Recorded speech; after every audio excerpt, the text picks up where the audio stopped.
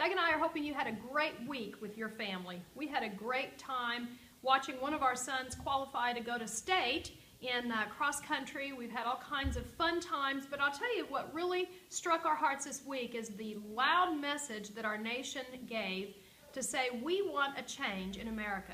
I'm encouraged by that. How about you? I'm glad to see that everybody is not super happy with the path we're on, but I think this calls us to a new place here as the Remnant of the Lord to be able to help people to understand the real change we're looking for is deeper than just politics in Washington. We're looking for something deep in our hearts, and I know you share that concern also.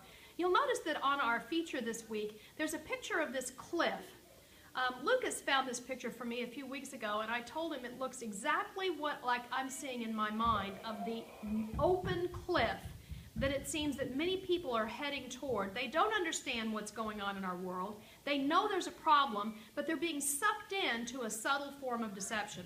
We talk about that in the book, Not Open, but I'm just wondering, could this be a strategic time for us to reach out to family, to friends, to people who have questions about what is really going on here? God is getting our attention, and He's awakening us to a new season. So what stories are we featuring?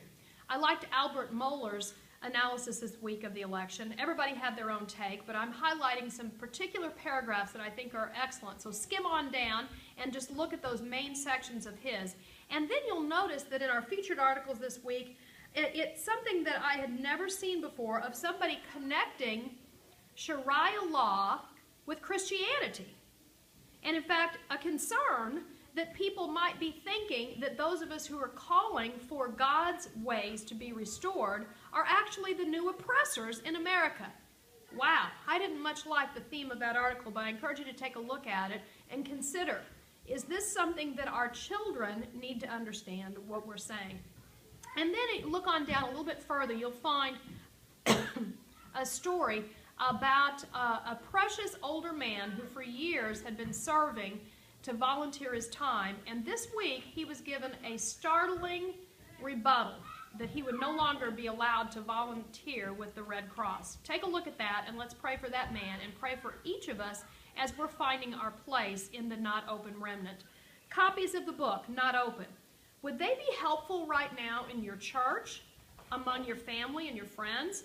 Is there something we could do to get these books into your hands? Just call our 800 number. We'd be happy to sell them to you basically at our cost if you can find a way to spread the word. People are beginning to ask questions. Now's the time to pray and be ready to give them some true biblical answers.